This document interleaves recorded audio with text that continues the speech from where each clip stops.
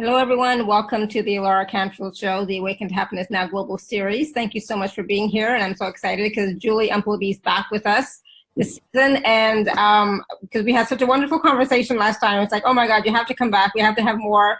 You know, we need to talk more about different things.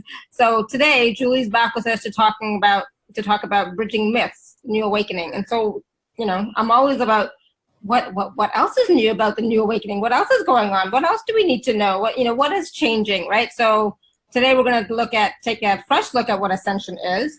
And, this is so interesting, because I'm reading the stuff that Julie has sent me and then I forget about it, right? Because it was like a couple of days ago. And, in my mind, I'm having some questions, for myself. So she says, many are currently going through enormous inner shifts where they are beginning to question the initial beliefs that they had adopted on their awakening journey. And this can lead to a lot of confusion around identity and purpose. And a lot of people usually have a lot of questions around identity and purpose. And so these current times are fueling a new level of awakening and expanded awareness and new understandings. And today, in this conversation we're going to have today with Julie, we're going to explore some of the current transitions and influences that are driving these changes, like a fresh look at ascension. We're going to be talking about the waves of consciousness and the new wave. We're going to be talking about the Schumann resonances, 3D versus 5D, carbon to crystalline, and the propagated myths. And we know that the Schumann resonance has been spiking like crazy. Right, and so we're going to talk about the diamond light and diamond light codes. And for those of you who don't know, Julie is a futurist, and she brings a revitalizing energy into working with consciousness. She's a bridge between worlds, scientific and consciousness, heaven and earth. And the diamond light is the brilliance that cuts through all illusion, bringing the light of truth into all. And I just love that. And I talk about diamonds all the time in my work, so I just love how Julie has been working with diamond light for over 10 years at least, because I know somebody had just mentioned that she's been part of the community for over 10 years. So it's like a long time, and so there's so much to know, and there's so much to work with, and everything is changing at the same time. So Julie is a futurist, a scientist, a mystic, a spiritual guide, and an alchemist who works multidimensionally to bring you into deeper alignment with your soul essence. So I'm so excited to talk to Julie again. So Julie, welcome. I'm so glad that your internet is working now. Yay. So am I. Thank you, Laura. And it's good to be back. Thank you so much for inviting me back. I hope it's going to be a stimulating conversation and that it will make sense to people, because I know sometimes I just tend to try and bring back information that is just so out there and bring it into the present moment. So I hope that at some level it's going to be accessible. I'm sure it will be. And even if we can't get it consciously right now, the seed's planted and we will slowly get it, like we get it when we get it, but we'll slowly get it and it's planted, right? Yes, lovely. I love that expression. Yeah, we get it when we get it. Mm-hmm. And that's what's been fascinating for me, I think, as part and parcel of this journey and how it's unfolded over quite an extensive period of time. Mm-hmm. It's not that it all drops in instantaneously. It's like, oh my God, I understand that now at a whole new different level. So it's a constant unfolding. Absolutely. Oh, absolutely. And that's what I'm finding that for myself in my journey too. Some truths I'm getting now that I had gotten bits and pieces before, but now I'm getting a fuller version of it, because what is truth, right? It's whatever your version of it is in this moment. It'll change as you evolve, as you learn more, as you integrate more, all that wonderful stuff. Your truth changes. Basically, where we're at right now, tomorrow could be totally different.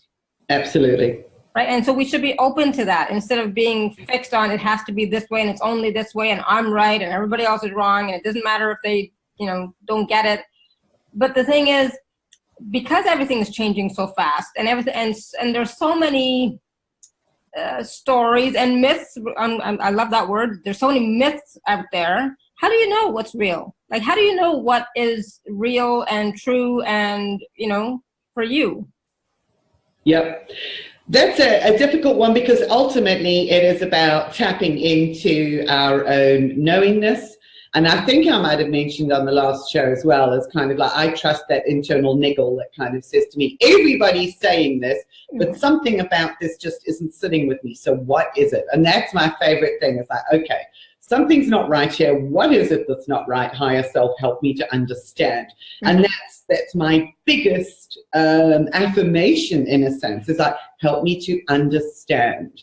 And there's a beautiful expression that I use with the community, and especially with the new program that I'm running at the moment, which is a quotation that says, to understand something is to be liberated from it. So it's like understanding karma helps to liberate us from the patterning and the repetitive wheel that we find ourselves on from a karmic perspective. Understanding the economic systems that we are operating within helps to give us a degree of freedom and liberation from those systems by finding new ways of doing things and new ways of operating. So that to me is just one of the most profound guiding principles in my life. It's like, help me to understand. So we get the knowingness that comes from the heart and from our body. It's the body knowingness and the heart knowingness. And then we actually develop into a place of understanding by engaging our left brain as well as our right brain, and actually developing a holistic intelligence, a holistic reasoning approach to all of this. So that's why I say there's so much of this is about bridging the science and the mystical, and bridging both of those worlds to bring them into a new level of harmony. And that's part and parcel of this massive transition that we're in at the moment. And it is also a vital aspect of the diamond light and everything that has actually been brought into the light of day through operating and working with in alignment with the diamond light frequency. So it's a fascinating journey, and there's probably way too much for me to put into just another one conversation, but let's see where we go. Exactly. Let's just see where we go. And, you know, one of the things that, you know, rings true for me, I guess, is like, when you hear something, you know, information, or somebody tells you something, if it doesn't feel right to you, you don't have to accept it as truth, right? Yeah. So somebody had said something to me the other day, and I'm like, no, and they insisted. It's like, no, there's something, no, you know, then I finally got to the point, like, you know what, this is what I know, and this is what I feel, and I think this, you know, for me, this is what is right. And they have their own opinion, I have my own, right? And so I'm going to go with what feels good and right to me. They might change later, right? It might change later when I get more information, right? But for now, this is what I know, and this is what feels good, right? Yeah. And it's about that feeling in your heart, in your being of, yeah, this works for me, right? It feels right and it feels aligned, yes. And this feels right for me right now. Yeah, exactly. Right now. There may still be a question mark around it, and that's okay. We can sit with the not knowing until such time as the understanding or the aha moment actually drops in. And it's not necessarily just taking what everybody says and saying, okay, well, you know, because everybody's saying it, I'm going to just follow along. No, you have to do your own, you know, questioning for yourself. Like, is this right for me? Does it feel good to me? Does it, you know, does it make sense to me? Like, is it okay? You know, and if it's not, then say, thank you. You know, that's awesome. That's amazing. Thank you for that information. Right? Absolutely. I mean, there's a prime example of this, and those people in the Diamond Light community and those that know me actually have heard this like so many times that they just smile now because I kind of roll my eyes. And one of the prime examples is the myth that's being perpetuated in a huge number of circles by many teachers that the Schumann resonant frequencies are increasing. They're mentioning wacky numbers like it's increased to 100 hertz and it's spiked at 90 hertz or 70 hertz or whatever it is. Yes. I know. I mentioned it too because I've seen that people post links on Facebook. I go check it out and I see the spikes. It's like, okay. Yes. Now something is happening with the Schumann resonances. Right. It's just not what they're saying is happening. And this is so that's where I get to the understanding and respect of certain things that are absolute truths. And where certain individuals perhaps misrepresent science as a means of validating a meme or an understanding that they have, and they don't take it any further. So it's not engaging the left brain with a lot of that delving into it. So maybe I can start with that one and add some clarity, if that's okay, because that was something that really came about a couple of years ago when this whole thing started and people started catching on to this whole idea of the Schumann resonances, you know, and varyingly calling it the heartbeat of the planet, et cetera, and I notice I use it in the plural because many people still relate to it as a single resonance, and they're saying it's actually increasing from that resonance that we know, that 7.8 hertz, which is aligned with the alpha brain waves, so they're equating with it in that respect. And then proclaiming that it's actually increasing. Well, the truth of it is, because this is what I did. I listened to all of this and I thought, no, something's wrong. And I didn't understand everything about the Schumann resonances 2 years ago either. With that niggle. And I went, okay, right. So I know that something's not sitting with me. Help me to understand. And I was guided to, number one, the HeartMath Institute, and that's a very, very worthy site to take a look at because they do explain. And number two, an individual who's actually been monitoring the Schumann resonances and measuring them for a number of years. And I approached him directly, you know, as a scientist, and helped me to understand what is going on here and what it is that people are actually talking about. And what I came to understand was really quite profound, because the Schumann resonances, or the Schumann resonance, doesn't exist in isolation. The Schumann resonances are actually a range of resonances that exist by virtue of the distance between the surface of the planet and the ionosphere. I'm not going to get too scientific. That range actually starts at around 4 hertz and it goes up to like 40 odd. I don't have the exact number at the moment, but it's a range of resonances. The primary one, or the loudest of those resonances, the key one, is the 7.8 hertz, but the others are always present. Now, what has been happening over recent years is the amount of energy in our atmosphere as a consequence of a weakening magnetic field and increased cosmic activity, that we have more cosmic rays, we have increased radiation, and that is scientifically measurable, has increased the amount of charge that is existing within our atmosphere. So some people may have noticed, like violent storms all over the planet, lots of lightning. That electrical charge gets discharged through lightning. So lightning is actually created, you get all of these thunderstorms, these massive storms, and so on and so forth. And that lightning is what triggers the Schumann resonances into activity. And the whole range is triggered, okay?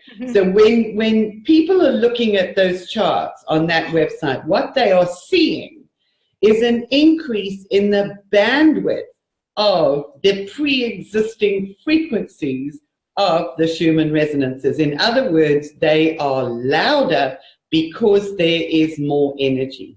They are not increasing in frequency. The pre-existing frequencies are all increasing in intensity or volume. And part of that, we could say, is because of the journey that we are taking, is to call us back into greater harmony with the earth. It's like Mother Earth's voice becoming louder.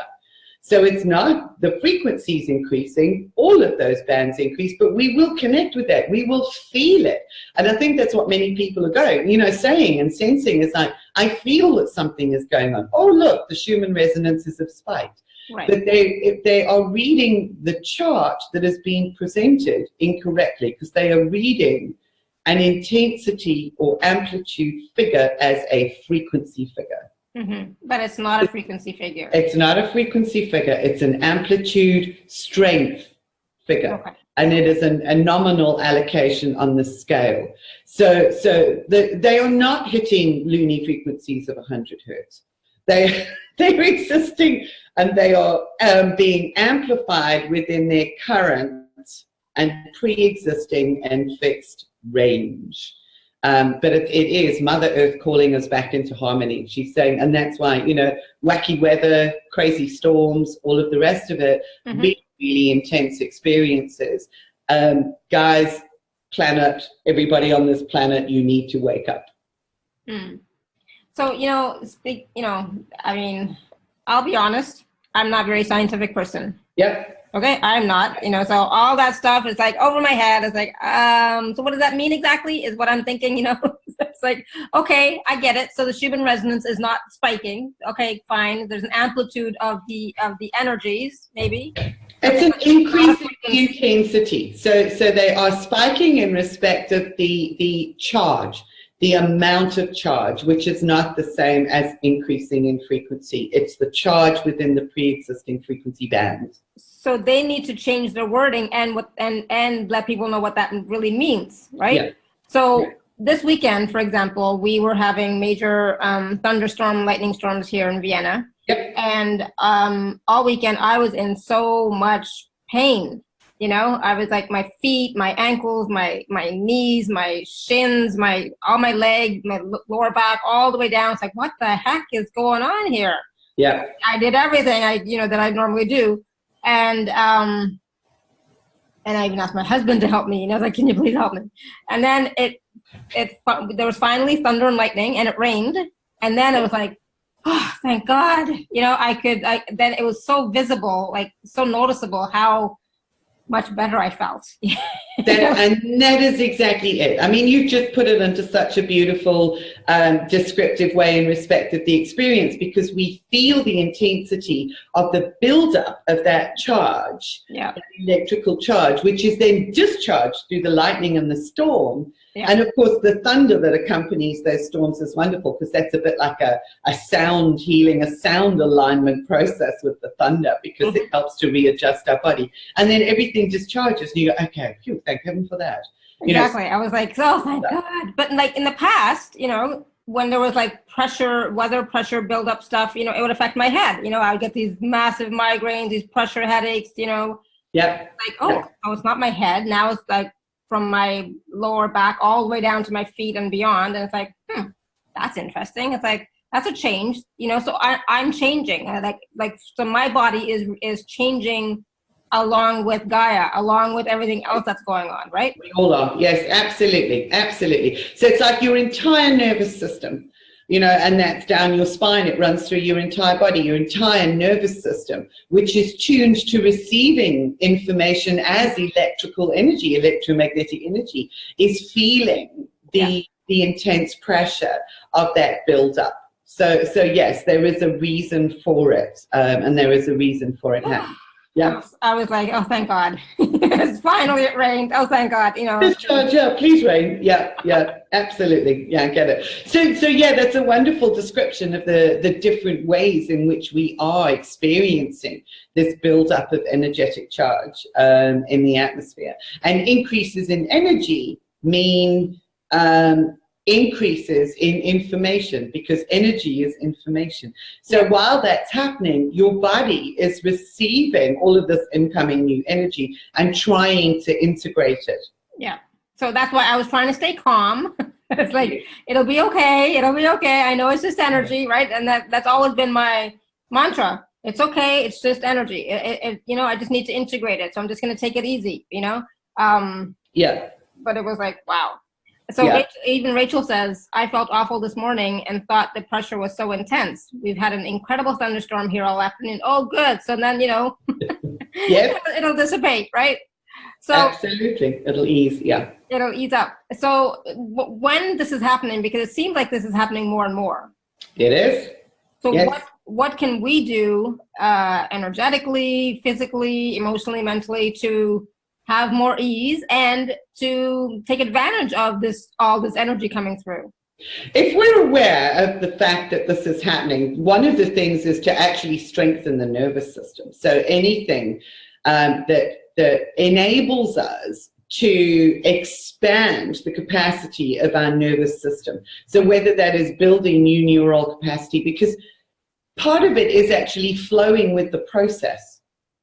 And not getting too uptight. It's like, oh my God, I feel uncomfortable. The pressure's building up. It's in my head and it's everywhere in my body. And we kind of go into a bit of resistance sometimes because we think there's something wrong with us.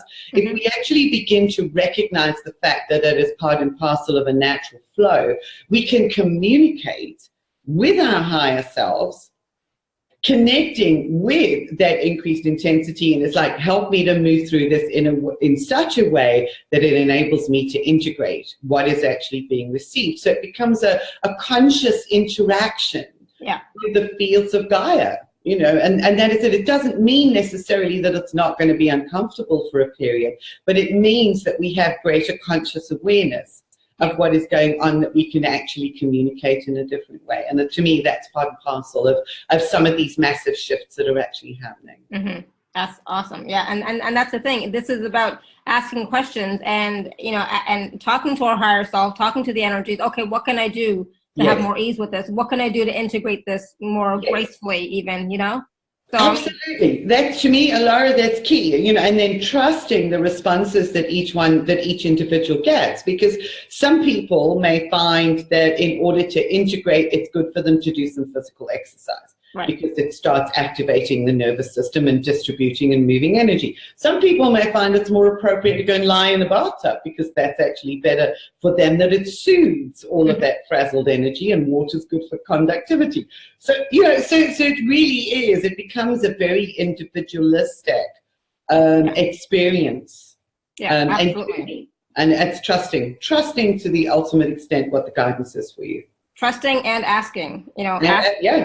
You have to ask, otherwise you're just going to be in your head. So, you know, so yeah, so I asked and I did different things, you know, and it all worked out. Perfect. It all worked out in the end. It all works out in the end. Yeah, that's exactly it. But sometimes this process of growth and expansion can literally be uncomfortable. Yes. You know, I mean, going back to that beautiful analogy of the cocoon and the butterfly, you cannot assist the butterfly by actually breaking the cocoon open for it. Part and parcel of strengthening its wings is to actually struggle its way out of the cocoon, because then it's strong enough to fly. Yeah, absolutely. Yeah.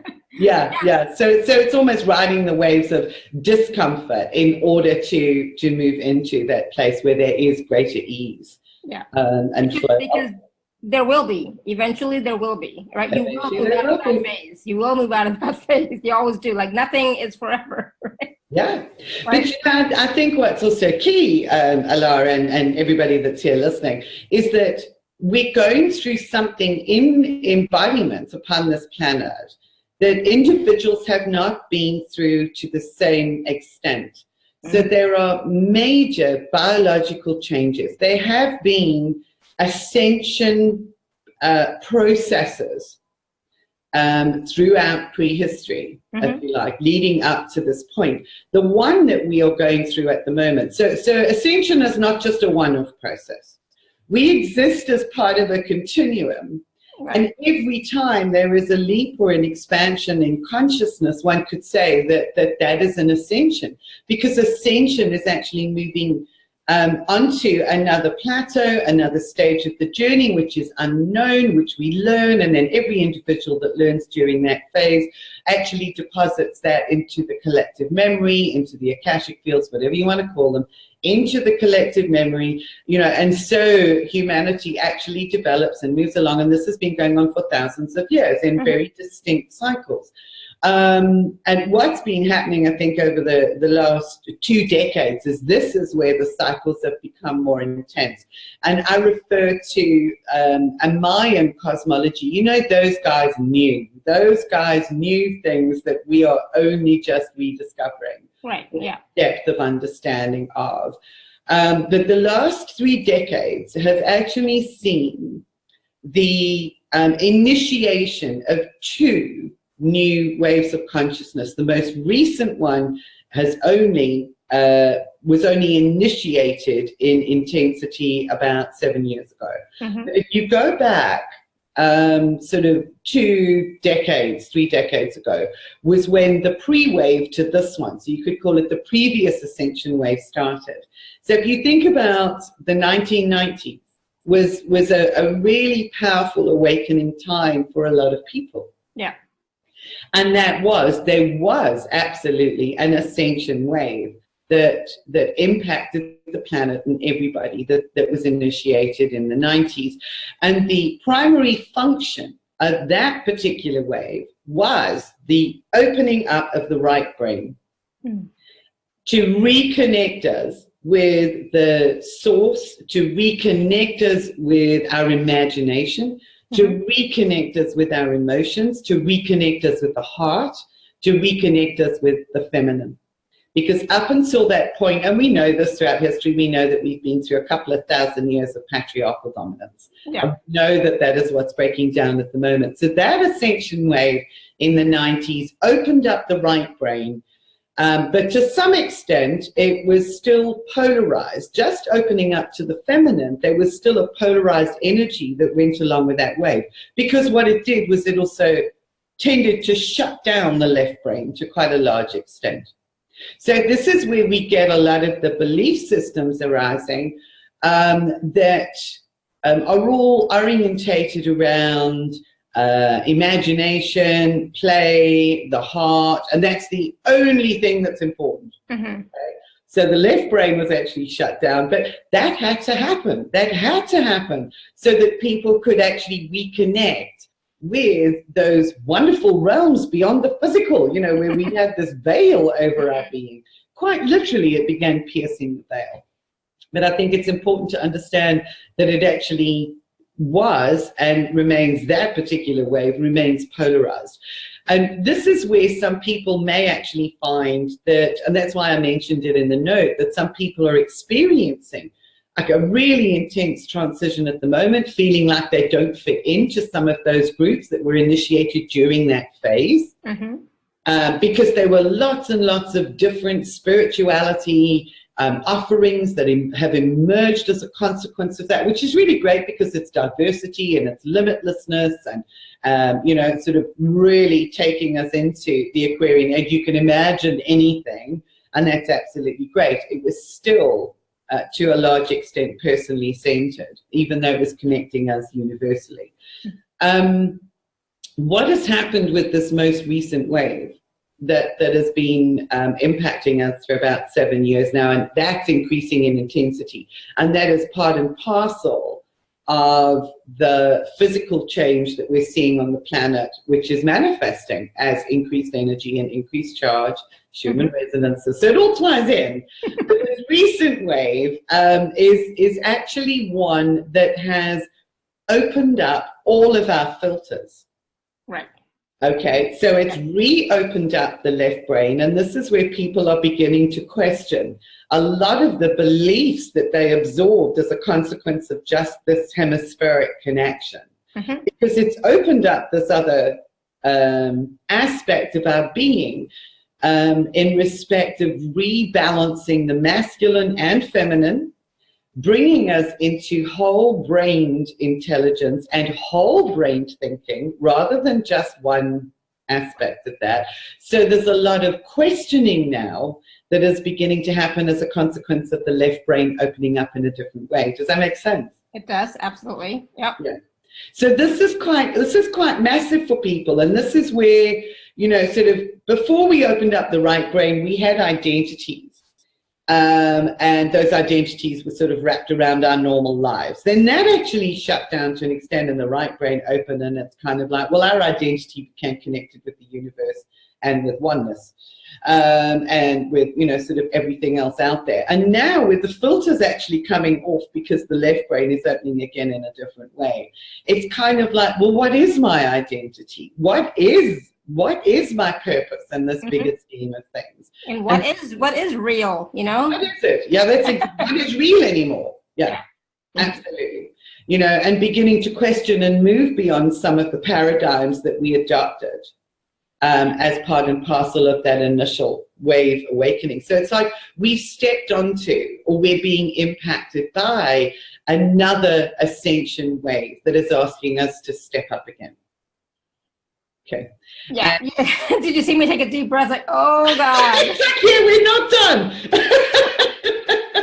We're not finished. I was like, oh my goodness, the last 7, that was pretty intense, and so many shifts and changes. I was like, oh my God, you gotta be kidding me. I thought I know we're never gonna get a break anymore. Like, there's no breaks.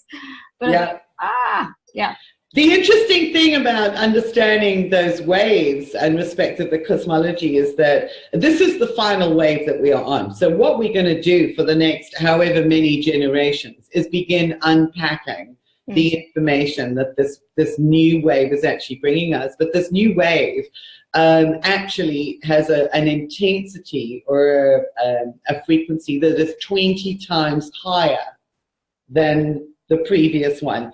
And this is the one without filters associated with it that connects us more deeply and strongly with the diamond light energy, because diamond light and diamond energy is simply the energy and essence of source.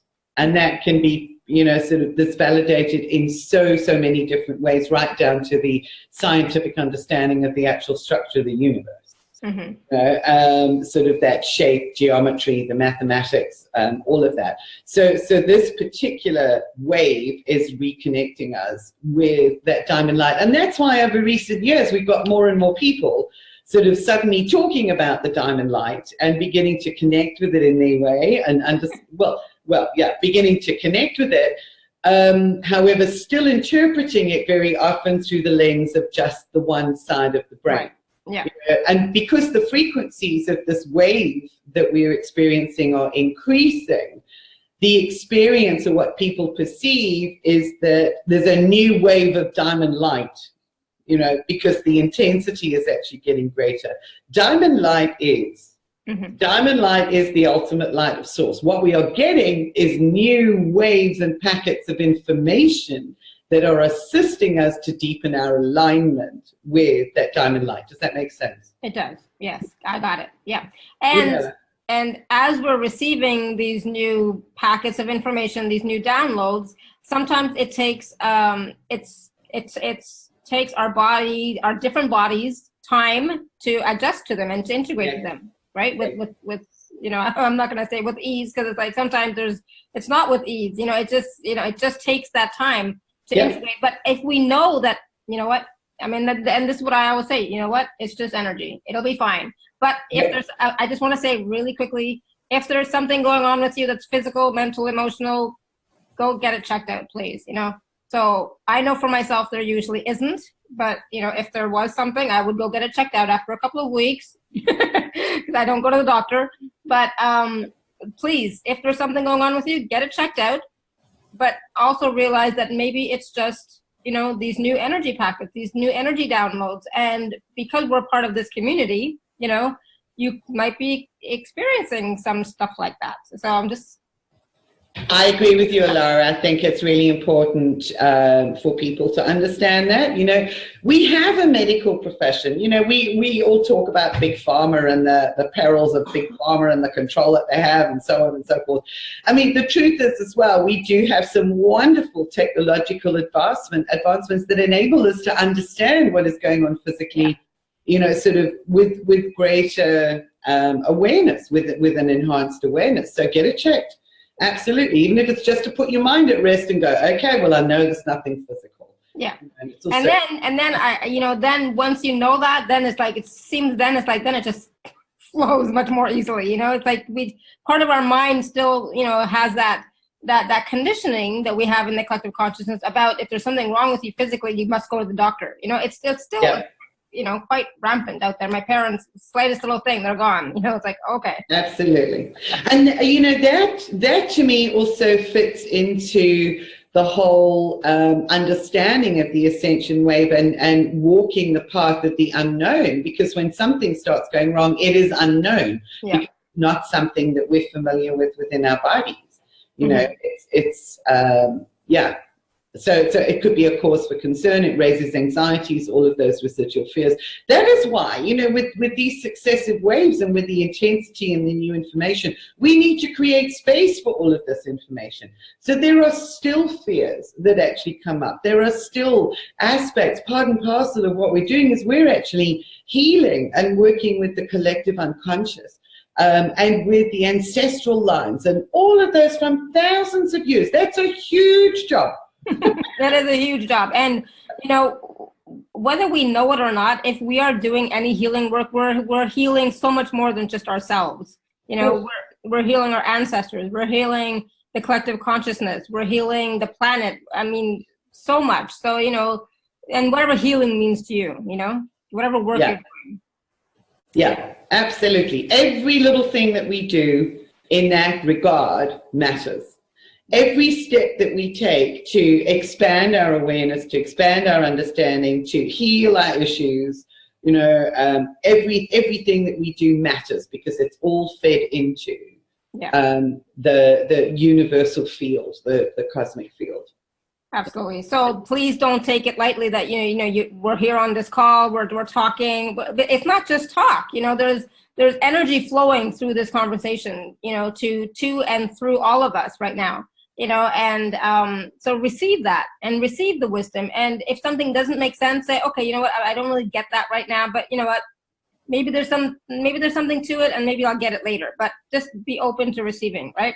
Yeah. And I just, you know, somebody was mentioning earlier, like, you know, there's like, they don't know what their identity is anymore. They don't even know what day it is, and everything is going so fast. You know, like everything is speeded up like crazy. And it's like, yeah, what do you do with that? Yeah. Having an awareness and an understanding of what is happening is actually the first thing, because in understanding it, we actually then can make choices to slow down and actually allow those waves to move through us and allow our body to integrate it, rather than getting caught up with the frenetic frequency. It's kind of like getting caught up with a crowd of people at a concert, getting carried along on that wave, you know, sort of doing what everybody else does. Whereas if we are in our center and holding our space with equanimity and with balance and supporting the harmonization, then we're not buffered around so much with all of the highs and the lows. Of those waves, of that intensity. So to me, that is actually key to understanding that this is happening.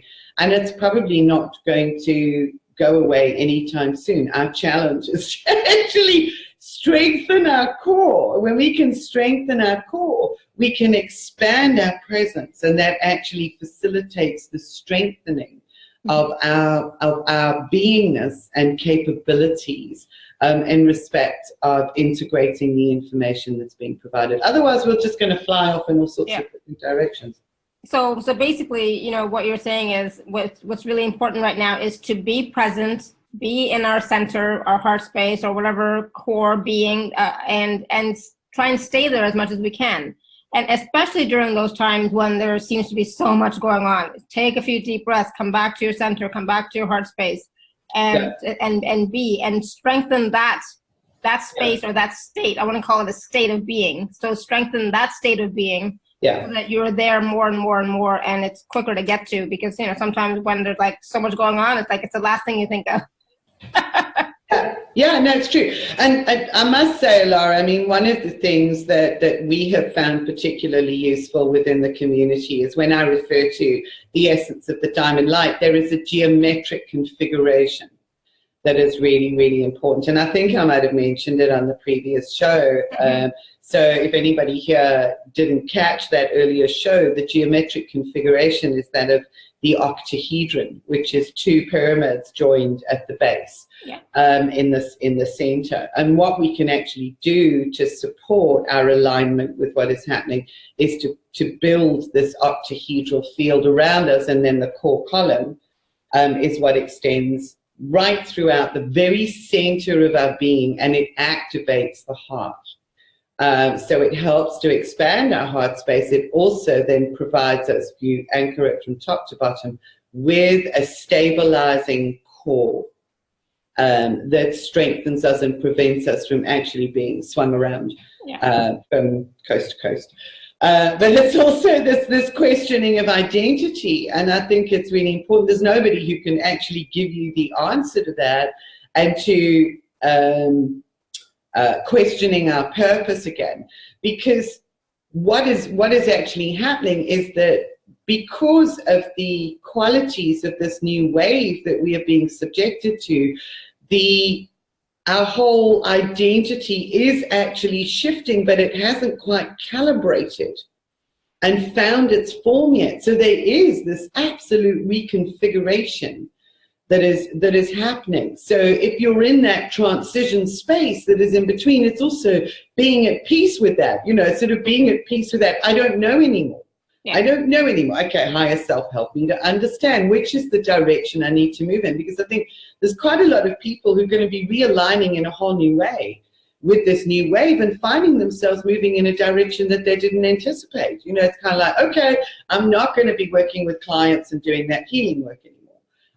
Now I'm actually going to be moving into, you know, my big passion. My heart is taking me to work with abandoned animals, or my heart is actually taking me to do something else in the world that is an expression of that love and that understanding and that beingness and the restoration of unity in the world. So I think it's opening up opportunities in many, many different ways. And I think it's important that we allow ourselves to surrender all of the identities that we did have and go, okay, right,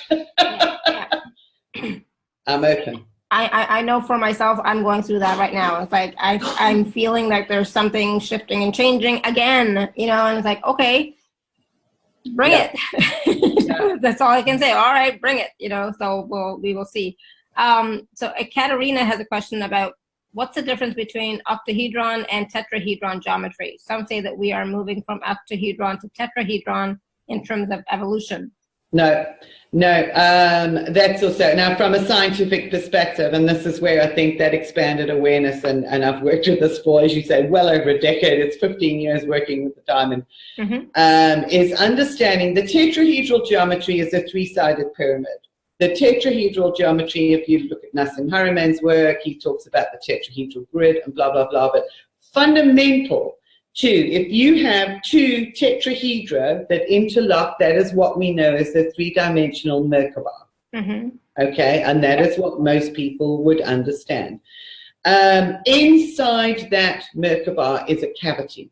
And inside that cavity, the shape that is actually created and formed is an octahedral shape.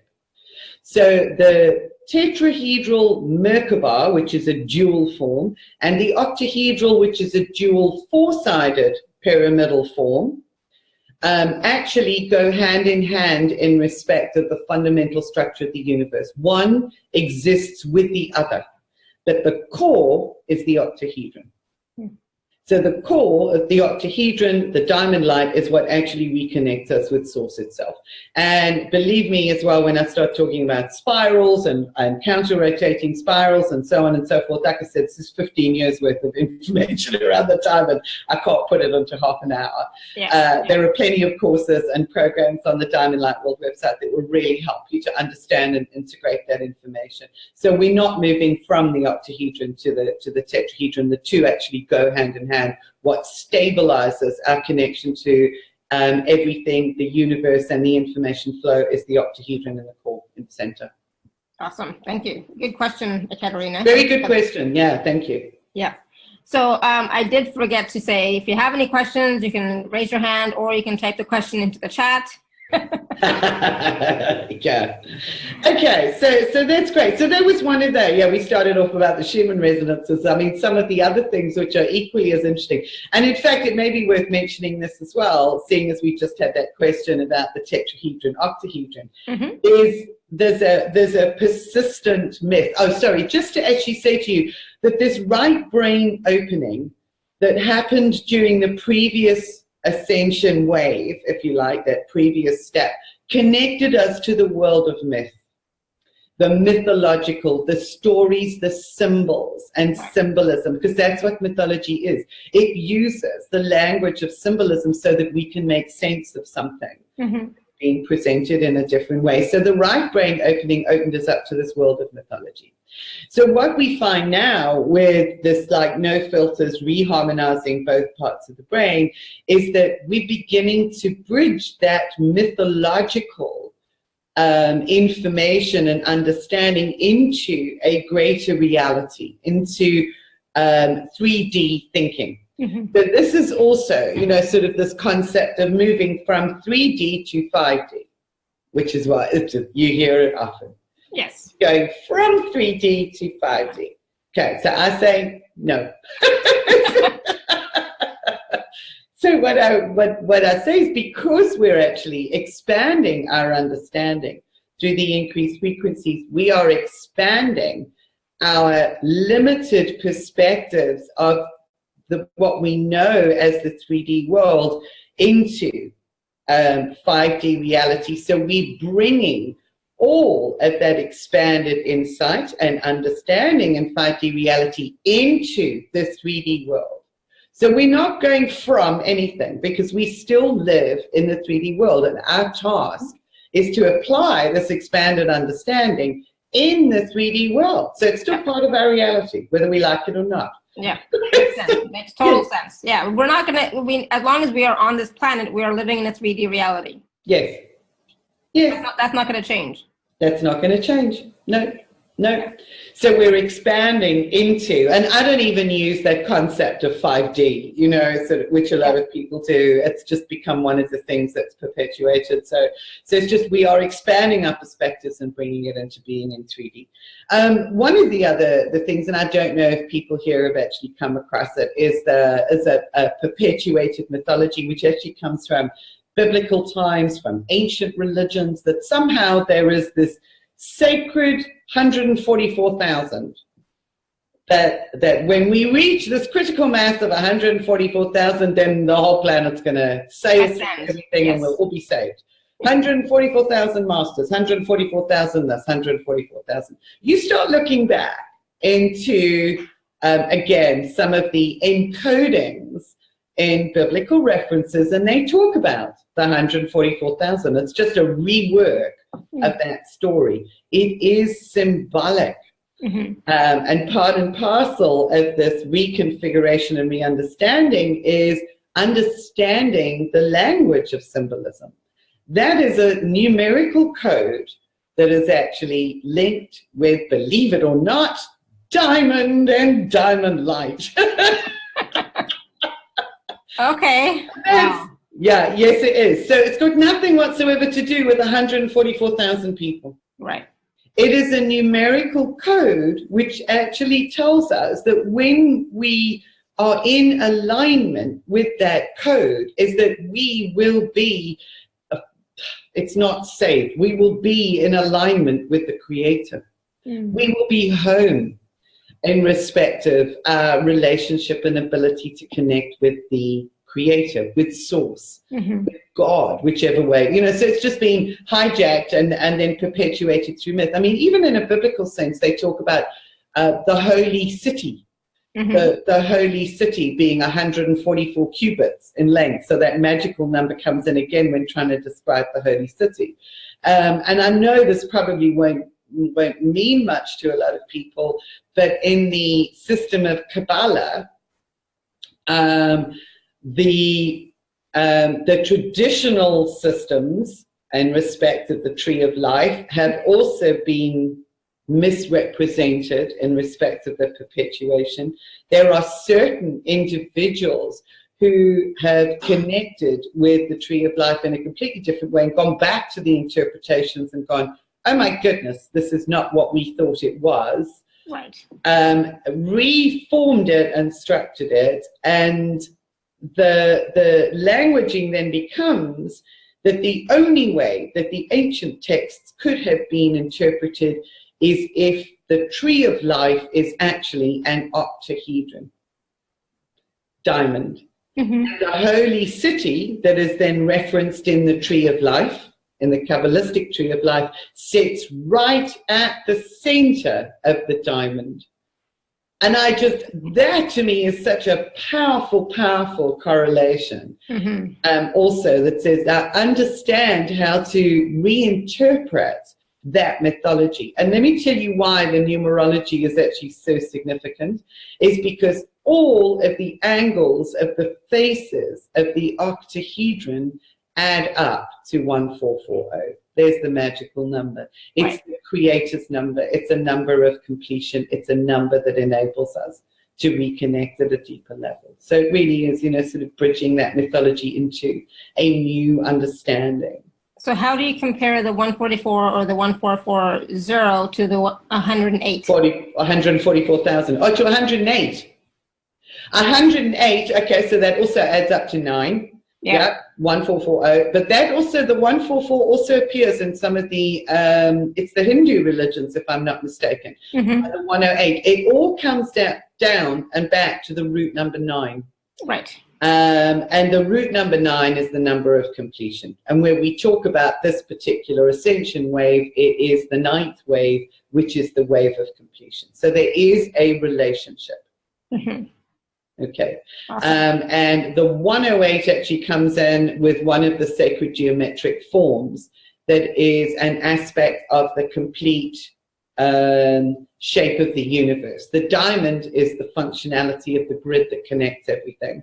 The actual shape of the universe that enfolds the whole lot is based on a 108. So it all comes back to the number 9. It's fascinating. It's just so huge. That's why for me this whole journey has been like a constant case of turning around and going, oh wow, that's amazing, or oh wow, that's also amazing, And it's like, oh wow, now I know what that means. Oh, I wonder if there's something else that means, so because like like the number 108, for example, I'm Hindu, right? So 108 is it's just a number that I see all the time. It's like, it's so normal. It's like, I don't even think about it.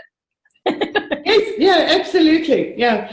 And one could actually start looking at the numerology of universal relationships, because you find that distances between planets, the length of certain cycles, ratio in terms of size of planets, that 108 comes in all over the place, as does, sort of the 144 in respect of some of the very, very specific relationships. And 144 is also a number that's associated with our local star, with our sun, which we might think of as a gateway. It actually has an octahedral configuration. It is a gateway. It is a gateway. The gateway into the beautiful flow of all of this information in the universe and into that understanding. Wow. So yeah, this is, when I talk about bridging myths, it really is kind of looking at all of that and going, that's a code. That's a code. Help me to understand that code. Exactly. So, a lot of the things that we've just taken for granted, or we've heard, and we keep hearing it over and over again, and then maybe now it's time to say, okay, what does it really mean? What else is there? And I think, right now with the new energies that we're all in, it is about that, looking at, and what is our place in that? Like, what am I supposed to do with that? Like, what is my role with that, right? And that's part of the identity and part of the moving forward and part of our purpose, with the new energies and this new ascension wave. It's like, okay, so what am I here to do? Let me ask, and ask. It's not about just like ruminating in your mind and your head, but it's like, okay, universe, okay, higher self, give me a sign, give me a message, tell me, what am I supposed to do? Help me. And it's not necessarily what am I supposed to be. It's like, okay, so what's the next phase now? Because it's always the next thing. What's the next phase now? I'm at a transition point now, I feel. So what's the next phase? Show me, right? And it's one step at a time, and I think that is so important to recognize, because as human beings, and certainly with the pace and the way that things are moving, it's kind of like, I want to know the whole picture. It's just show me the whole picture, and you kind of, and that's not the way it happens, because that trust comes on a moment by moment basis, with one step, one more step, one more step. So it's trusting, and that's what teaches us and helps us to connect with that whole essence of trust in that moment. It's like, right now you need to go walk the dog, go out and be exactly. Okay, right, I'll do that. And sort of, or right now I need to go and visit, or I need to be redirected to do something else. I need to go visit that dog shelter. I need to go and do something, so it's just that one step, and gradually that actually begins to unfold. Into a beautiful picture. But it's, for some people it may be it all drops in and you kind of go, wow, now I know. And for others it's a slow and steady, but I think for the most part it's a slow and steady process. Exactly. For most of us it's slow and steady, and it's about us being comfortable with the unknown, being comfortable with the unknown and not knowing, and asking for that support, and asking for, spirit to guide us, to show us, spirit, higher self, whatever name you want to use, to show us, and then when we get something, even a niggle, then take action on it. Absolutely. We're not going to get a booming voice, people. We're not going to get a booming voice. It's going to. I know.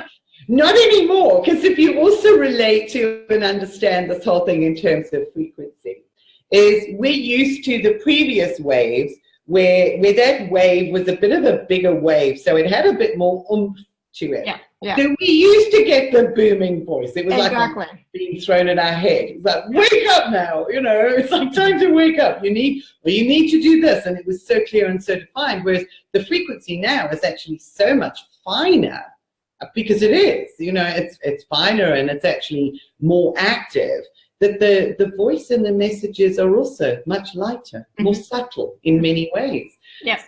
So it's teaching us to develop and helping us to develop our awareness of even just those small shifts and changes. Absolutely. And that's the thing, when you get that little niggle, that little whisper, you know, ask more questions or trust it and go with it, you know, but do what feels right for you, you know. Yeah. But it's certainly not as loud as what it used to be. No, I mean, I was just thinking today, it's like, oh yeah, I remember when I, you know, used to hear, you know, like clearly, you know, the messages, you know, like, I mean, I could hear it, you know, and it's like, now it's not like that anymore. It's just really subtle, really gentle. And, you know, as I'm doing, usually for me is when I'm putting my makeup on before a call, you know, that's when I'll get some sort of information, right? It's like, oh, okay. You know, it's happened so often that it's like, okay. You know, but it's not a booming voice. It's not necessarily when I'm sitting in meditation. It's not, you know, it's when I'm doing something totally random, like putting on my makeup, that I'll get something, you know. I love it, Alara, because I know a number of years ago, I've got a few articles on my website, and one of them was, why is my intuition not as strong as it used to be? You know, and now I understand it. I perhaps wrote about it in one way there, but to me it was also a function of the way that we are changing, and the way that our nervous system is actually developing and becoming more heightened, that we receive those signals in so many different ways, so we need to be aware of it. But now I'm also understanding it in terms of understanding the wave and the frequency of the wave and why that has changed. So you were saying that, going back. I know, so this is the 9th wave you were saying, right? Yeah. I thought we were already in the 10th wave. What am I thinking about? I remember seeing an X wave. Maybe that's what I was thinking. That's an X wave. Those are, I think, conjectures in respect of what is happening cosmologically. So there are certain people connecting in, and they are perceiving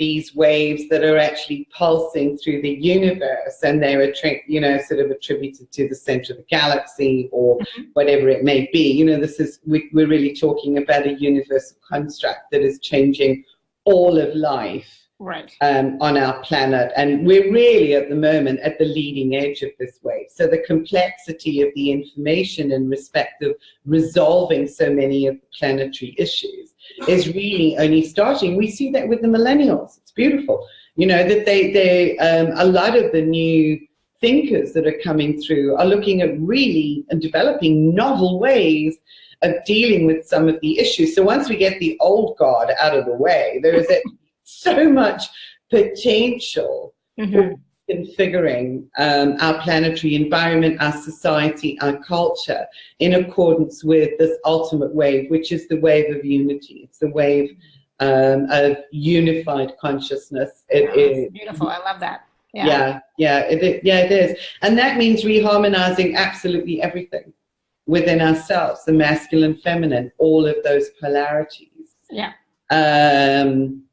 And X-wave, we need to also, you know, again, the terminology, because there is X-ray radiation and there are gamma waves coming in from the cosmos. They are happening all the time. That is not the same as the ascension wave that we are talking about.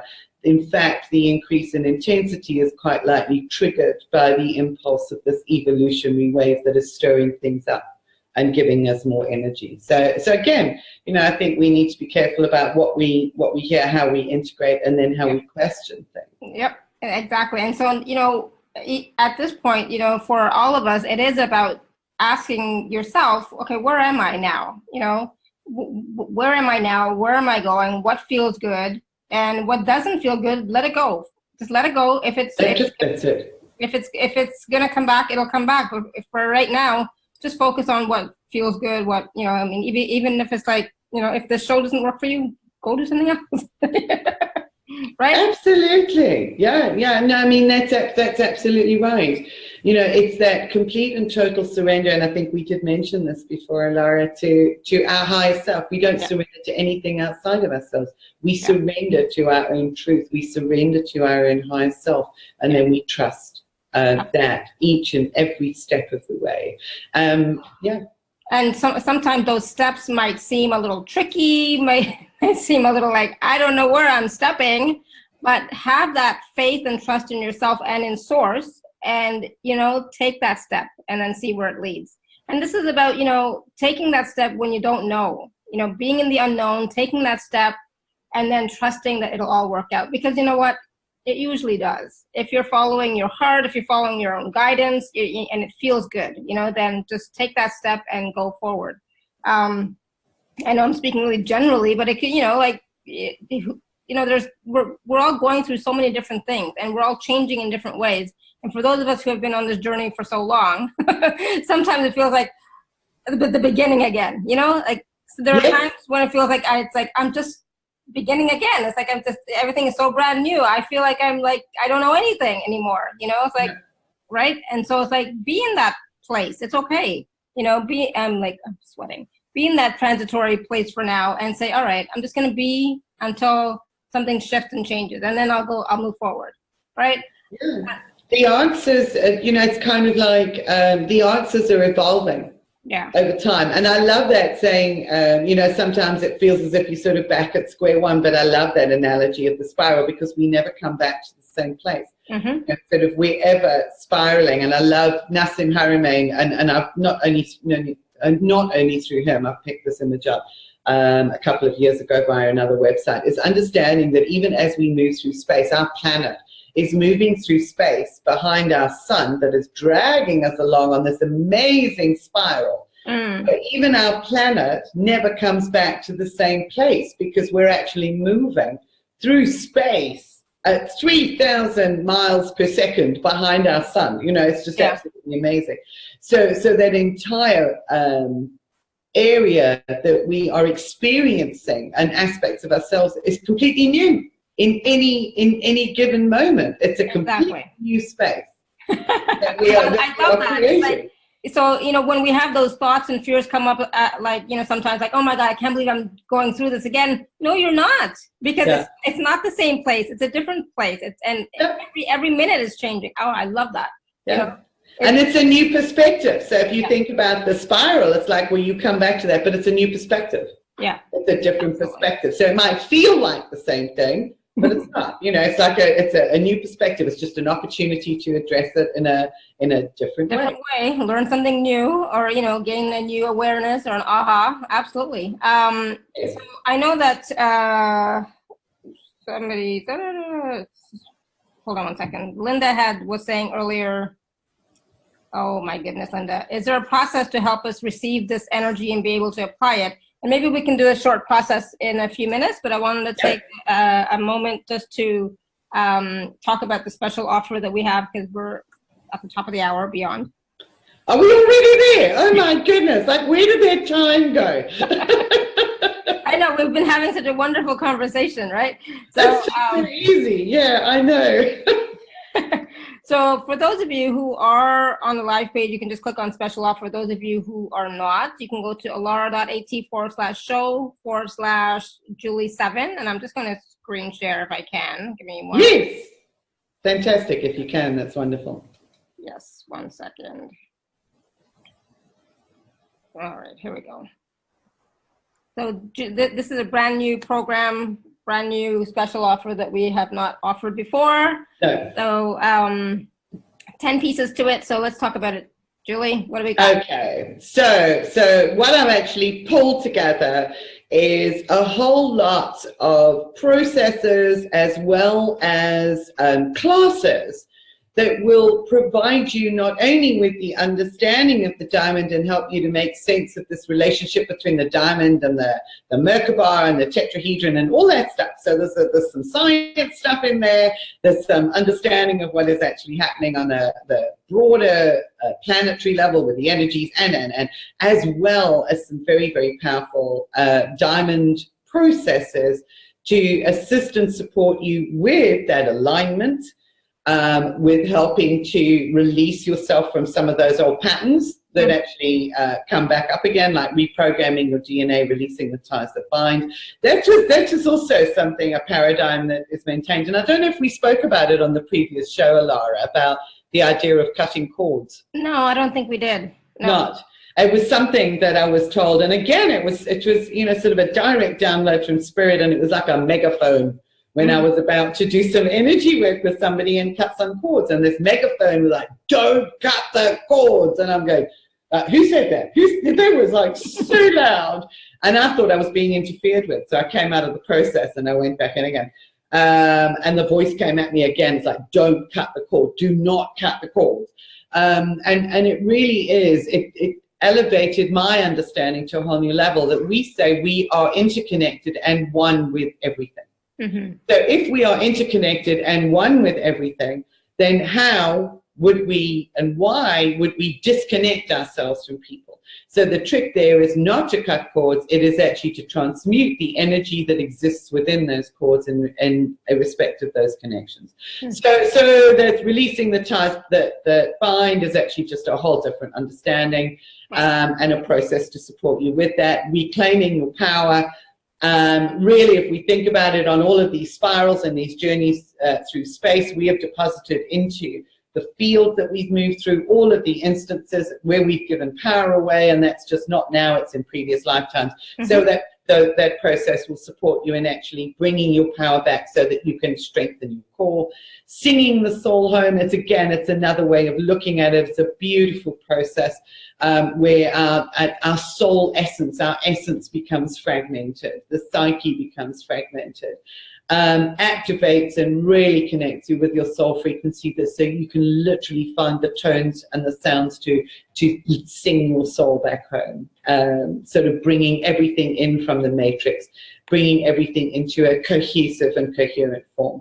The quickening, so this was done fairly recently. It's an empowering process to inspire you to connect in respect of this quickening frequency. Mm-hmm. To help you to begin to write a new story. So it's like clearing the slate, liberating your consciousness so that it helps to bring additional clarity to your purpose. So there's an energy process that will support you with that.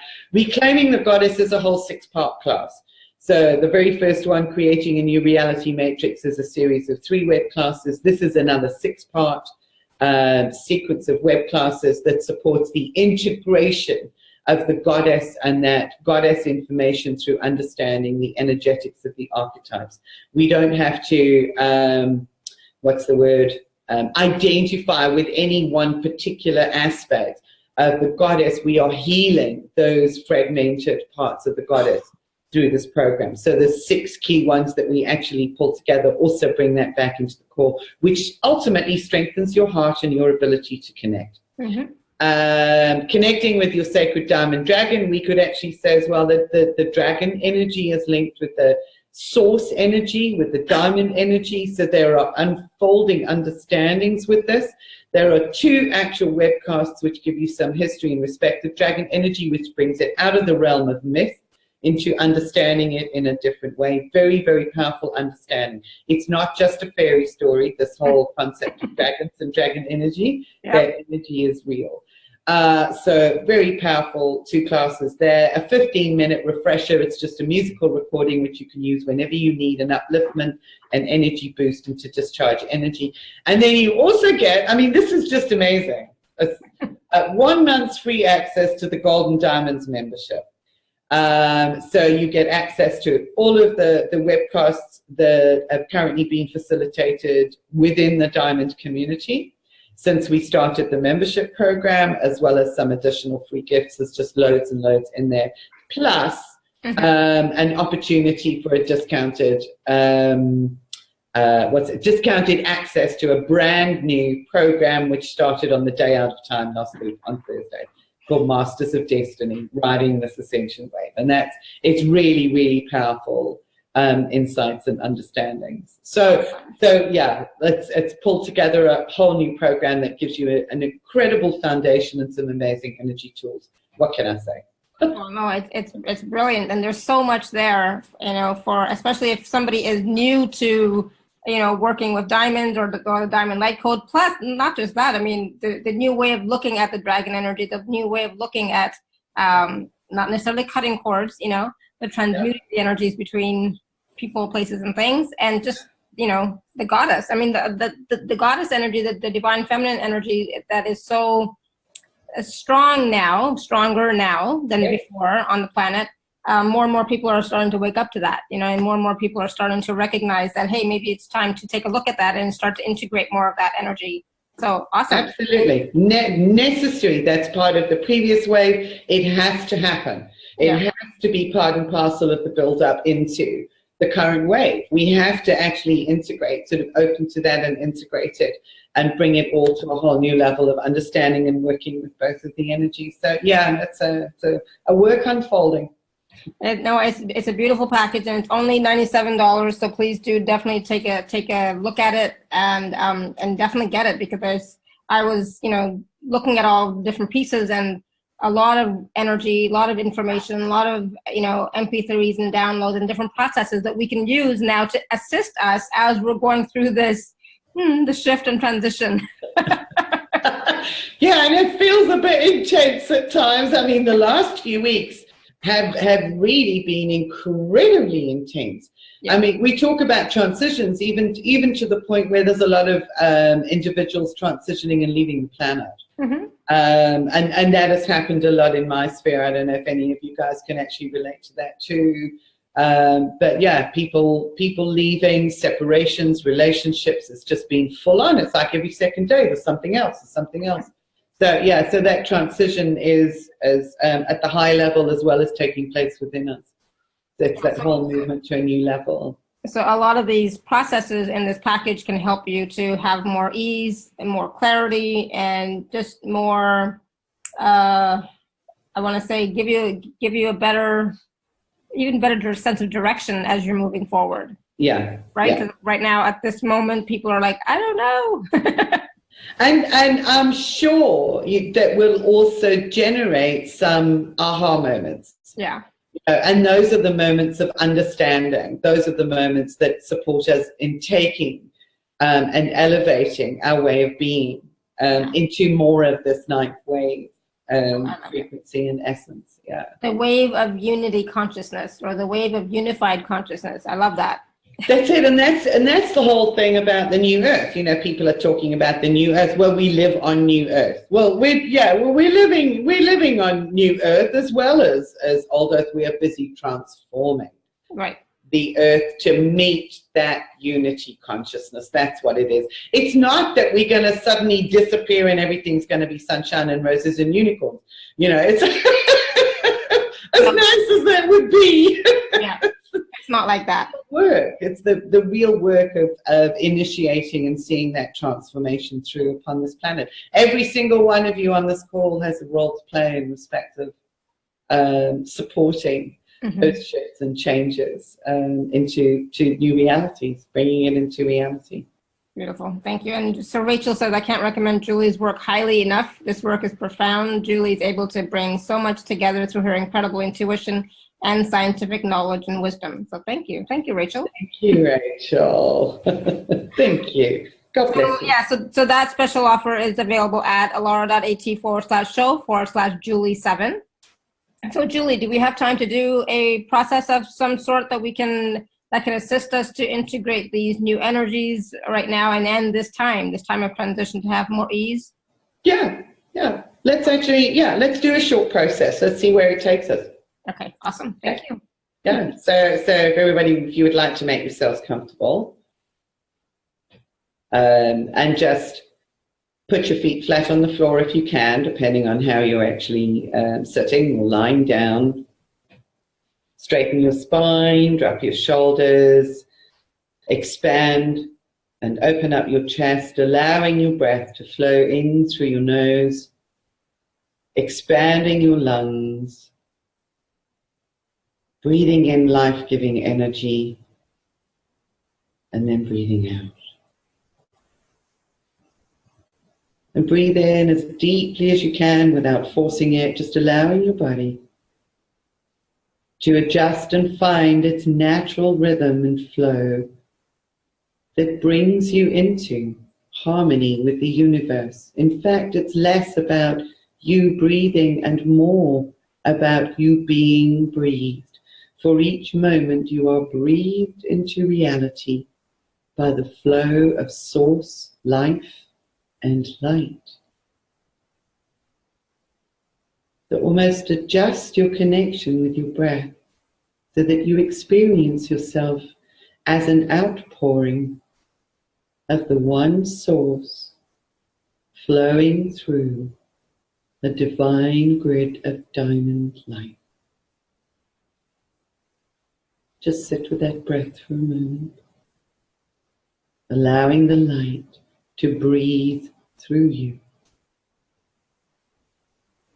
And as you let go of any resistance and surrender to your higher self, the flow becomes easier. Your body softens in recognition of the receipt of this divine light from Source, emanating on waves that are pouring through from the center of the universe itself, passing through stars, passing through galaxies, passing through the gateway of our own sun, enveloping you in a wave of love. Love beyond all understanding of human love. And in this moment and in this flow, your heart gently expands.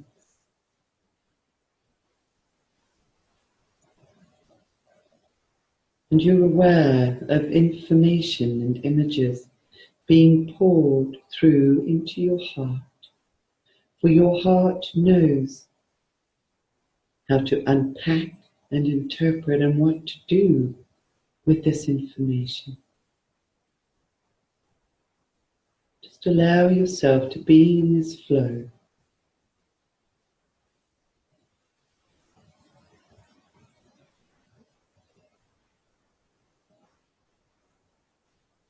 And now you can create your diamond field around you, that sacred octahedron of two pyramids joined at the base.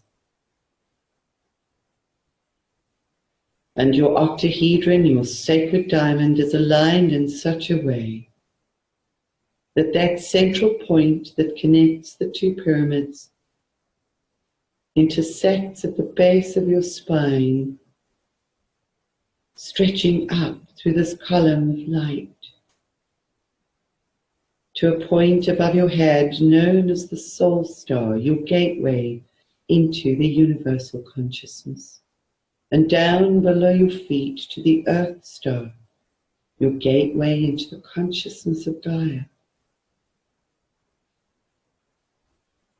Just note how much stronger your field, your being, experiences itself within this field, even as the increase in intensity of energy flow is felt.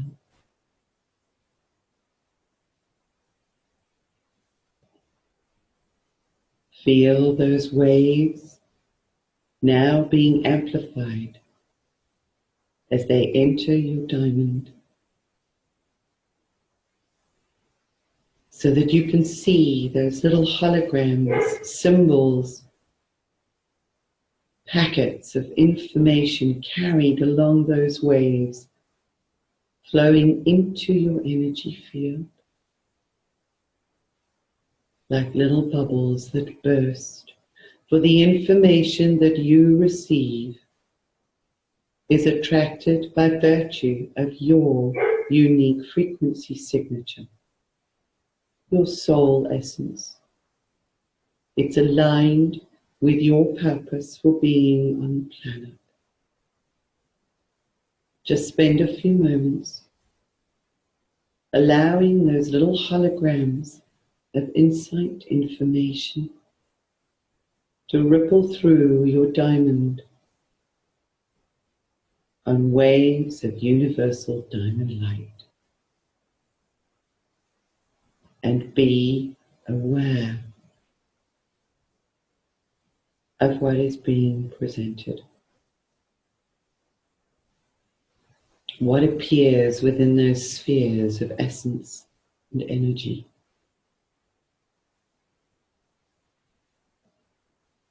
Your nervous system is alive and expands throughout your body to receive the information from within your diamond, filtering it through so that it becomes embodied within your being, filtering through so that those frequencies begin to activate and energize your DNA, to open up the space and the configurations that adjust your biology, to expand your essence and your physical being to receive yet more information. We exist as a most perfect and beautiful fractal of this eternal feedback loop. We receive and we emit. We receive and we give back by fulfilling our purpose. So just spend a few moments experiencing yourself as this vital link in the universe upgrading itself through you.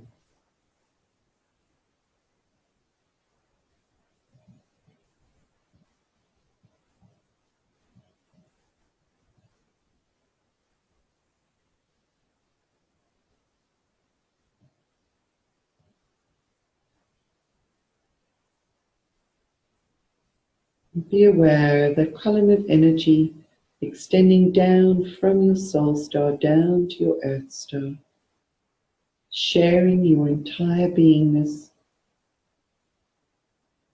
with the pulse of Gaia, the heart of Gaia, our living manifestation of heart, of love. She holds us upon this planet without judgment.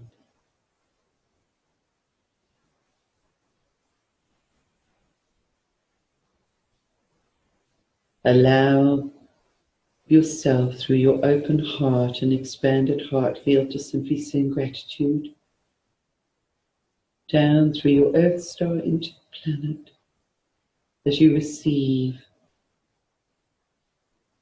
the message of love and support and gratitude back from Gaia. For each one of you has a vitally important role to play in re-establishing balance and harmony and love within this planetary field and in support of Gaia. You are a living conduit for this information, and aligned with your purpose will direct your steps from here on. Take a deep breath. And breathe out. And once more, deep breath in. Breathe out as you allow yourself to slowly return to waking consciousness.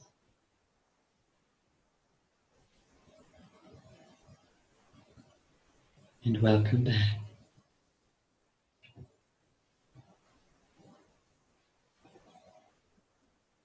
I didn't want to come back. Isn't that such a beautiful place to be in? I know. And yet it's all connected. We establish that connection, and that's what the diamond does, is it helps us to hold that connection, to maintain it, so that our sense of presence remains connected more and more and more, that we live it. Yeah. We live it through that. Absolutely beautiful. Yes, thank you. How's everybody doing? I didn't want to come back, as y'all can tell. I just want to stay there and be in that space. I think everybody else is in that space too. Yeah. It happens whenever we do the processes within the diamond community, and they're usually quite a bit longer and really deep. And they are intense anyway, because when we do them in the diamond sessions, it felt like being in a floating elevator of all the colors that radiate diamonds inside. That's beautiful. That's really nice. Thank you, Caroline. Thank you. Linda, how are you doing? Because you're the one that asked for this. Right? Hopefully she's still here. I have no idea. But yeah. Yeah.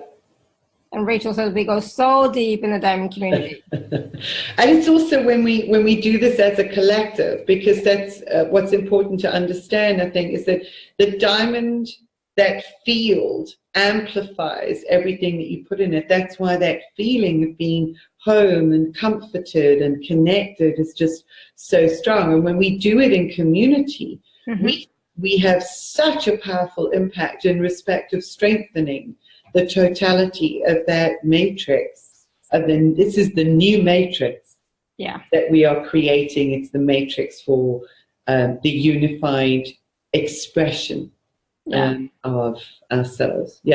We create a grid together. That's exactly it. So it amplifies the power of it. Thank you, Hirati. Thank you for your love and your presence. And that's the thing, is like whenever we do anything in a community, everything that we're doing gets amplified, right? So even today's process, do it again, listen to the replay, do it again, do some of the processes in the package, in absolutely package. And they also have the energy of community, because a lot of them were done in the community, right? Yeah, they were all done in community. So none of them is just I think one of them might just be an isolated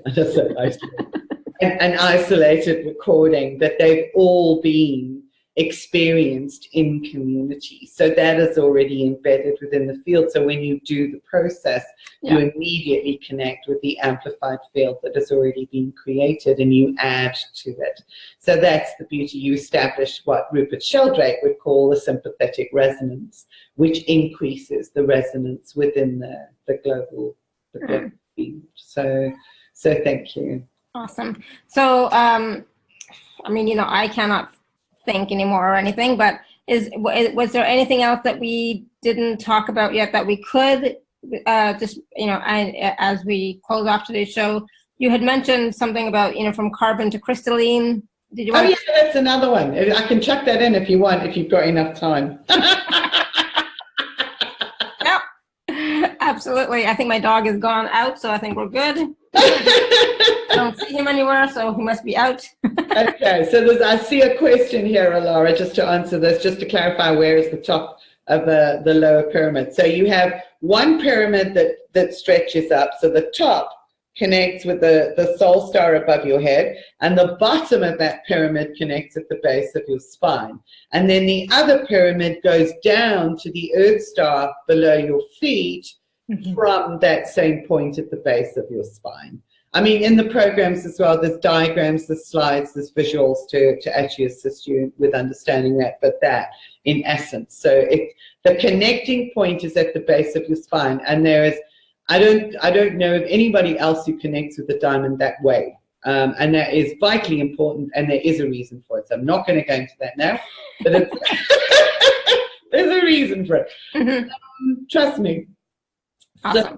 So the bit about carbon to crystalline, because that's another one of those lines that's actually thrown away and used frequently. The truth is that our entire being functions because we are already crystalline in nature. Crystalline really refers to sort of periodicity of shape and form. So that's the thing about crystals, is that they grow in accordance with the template and they have an adopted form. So all amethysts will follow the same sort of way of growing. They have a specific internal structure. Now, our bodies, all of the enzymes and the proteins and everything upon which our system functions, even our DNA, has a very specific form, which is already then crystalline in nature. So we are already crystalline. So we're not moving from carbon to crystalline. No. We're already crystalline. And we are carbon. I mean, I've even heard people saying we're moving from carbon to silicon. And then I go, the scientist in me kind of goes, no, there's a big niggle here. It's just not sitting with me. It's just not sitting with me. That the whole thing about carbon is that this again is metaphor. It's decoding the metaphor. Right. Because crystalline is referring to a quality of light that actually has particular brilliance, clarity and brilliance. So we're talking about diamond light. Carbon is often perceived in respect of its relationship with coal and its softness and its darkness. That's how we often understand carbon. Right. What people then perhaps don't really think about is the fact that carbon, soft black carbon, and diamond are exactly the same material. And diamond is another crystalline form of carbon. So it has these different manifestations. Carbon was born in the stars. So carbon trapped all of the light of its birthing in the universe and in the stars. And it literally is that carbon that was delivered to Earth that forms the foundation of your very body, your beingness. So essentially what we are doing is that we are transforming the carbon in our bodies. We are unpacking the light that carbon has held in form for us so that we can reconnect with the totality of the diamond crystalline nature of consciousness, which is what all of the stars were birthed from in the first place. So it's this journey from darkness to light. It's a metaphor. It's not so we know we're not going to become silicon-based beings. It's like our DNA was based on a carbon form that is a universal blueprint. That isn't going to go away. We haven't even made the most of or understood what our DNA is capable of. So it's kind of decoding the myth. That's the beauty of the diamond light, because it actually gives us the ability to see through some of these things. So we perhaps adapt our language and begin to, those of you here who are teachers, and you begin to teach in a different way and to share the information in a different way, in a more enlightened way. So that is the from carbon to crystalline niche. Got it. Yeah. So it's a metaphor, and that's all it is. So I think we become more conscious of the words and the choices that we use. Absolutely, I love it. So Katerina was saying every teacher gives a different geometry, and some insist that if you do the other way, we will connect to a false matrix. It's very confusing, and that's when Katerina, you have to go within yourself and say, okay, what's right for me? Absolutely. If for myself, if somebody insists it's one way and only that way, I'm out.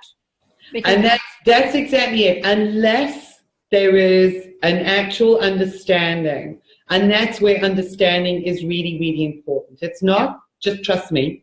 Yeah. It's kind of, I'm going to give you the information to support this understanding so that you too can begin to understand that you can follow your path.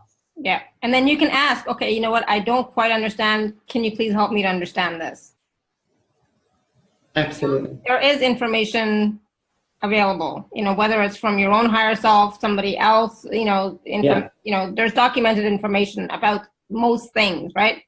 And so in this day and age, it's not just about following the woo-woo, No. It's about both and trusting yourself to what feels right for you. Absolutely. If it doesn't feel right, let it go. If it feels right, awesome. Great. Yeah. So Rosemary just says, I worked with someone from 60 years ago who spoke about becoming crystalline diamonds and never mentioned silica. Okay. No, I mean, that's one of us. Just, I have heard that. That was one of the first things that I was introduced to, sort of 20 years ago. We're going from being carbon to silicon. I'm going, no, I don't think so. And then, but then as I investigated, I also found out, from carbon to diamonds, is that silicon in the periodic table actually has a geometric configuration that is octahedral. So again, it's a symbolic understanding of how we are shifting, moving and expanding into a new wave of consciousness. And then it becomes to understand the diamond. And that's wonderful, Rosemary. If it was always diamond for you, then that is just superb. Yeah. When I was given the diamond, sort of like 16 years ago now, I really had no clue why it was I'd been given this structure and form. And that started me on the journey of unfolding. So it's really been 16 years of understanding not anybody else's teachings, of actually saying, okay, Spirit, help me to understand. So you've given me this to work with. Now I need to know why. Yeah. Yeah, and that's the thing. You're asking the questions, right? And then because you're connected to Spirit, and we all are. We all are. But it's about you asking. So what does this mean? Tell me more, right? Yeah, absolutely. And what does it mean for you? And even people within the diamond community, it's just really been so beautiful to see them coming into more of themselves and finding their unique voice and finding the beautiful way that they now express themselves in the world. There's been such growth as a consequence of the work that we have all done. As a community, we've all grown from it. So yeah, I provide the guidance and provide the understanding. Then you can take it from there. In your way. Yes. Exactly. And, that's what I always say to everybody. It's like, whatever comes through me, when I'm doing my own calls and classes and so on, if you like it, awesome. If you don't like it, don't take it. Don't take it, yeah. That's fine. I mean, it doesn't bother me either way. So if it works for you, great. If it doesn't, don't do it. Don't listen to me. Just trust yourself, trust your knowing, trust your heart, trust your gut, trust you. This information is just here to help you, and if you help it's just there. It's being brought forward, right? And then it's up to you to do something with. So whether you want to implement it, if you want to ask more questions about it, if you want to do your own research, go for it, right? But don't just take something on blind faith, No, at face value. That's exactly. You've got to trust how your body is responding to that information which you've been presented with.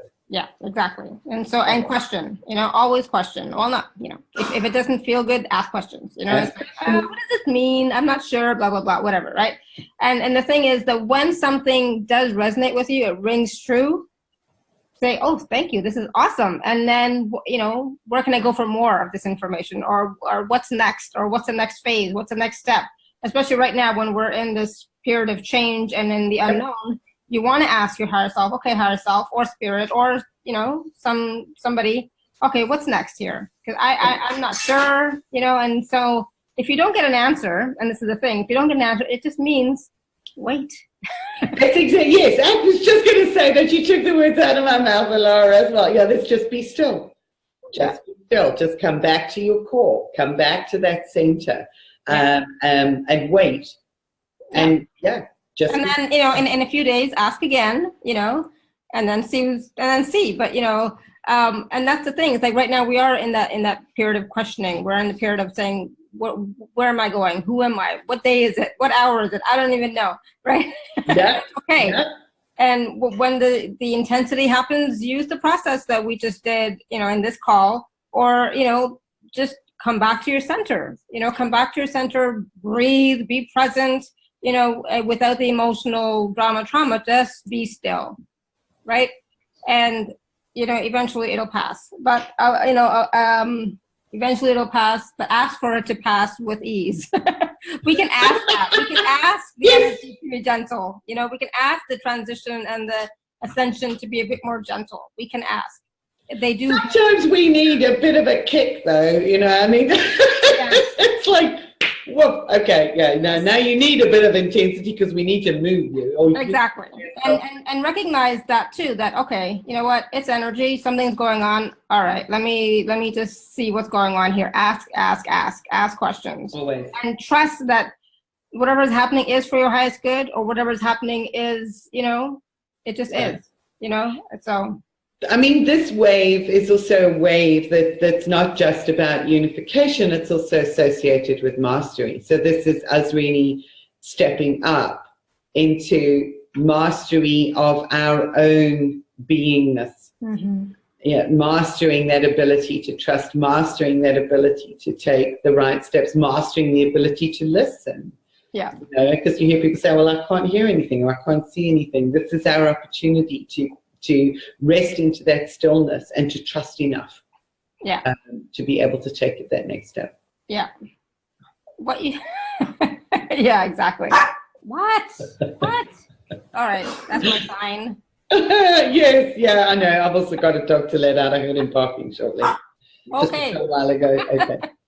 No, that was brilliant. Thank you so much. And, you know, again, for those of you who are interested, take a look at the package. Like I said, there are so many different processes and classes that are available. And Julie's program is available at alara.at/show/Julie7. Oh, I like that. You've got 7 in there. 7 is a key number. Yeah. Good. Awesome. All right. So thank you, Julie. This was awesome. Wonderful. I always learn so much when I talk to you, and there's always so much more to learn because, like I said, I still need to, you know, get those two hemispheres merging a little bit better. Okay, it's part of the process. I love it. You know, I mean, for me, that's my purpose. It's my purpose to connect dots. Yeah. You know, and to bring that stuff through and go, oh my God, yeah, okay, now I can see where that fits in and that fits in, and, you know, sort of bring it together. So you can do all the work and I can just receive all the benefits from it. There you go. That's what I do. Yeah. Thank you, everybody, for being here. Laura, thank you so much for the invitation, for a wonderful conversation. Beautiful. Loved it. And the process as well was so powerful. So thank you for that. And thank you, everyone, for your questions and your feedback and your comments. Thank you. And until next time, may you be blessed with an abundance of joy, peace, love, happiness, prosperity, and radiant health. Sending you all much love and blessings always. Bye for now. Love you all. Thank you. Bye. Bye. Diamond blessings. Oh, beautiful. I love that. Diamond blessings. Yes. Yeah, absolutely.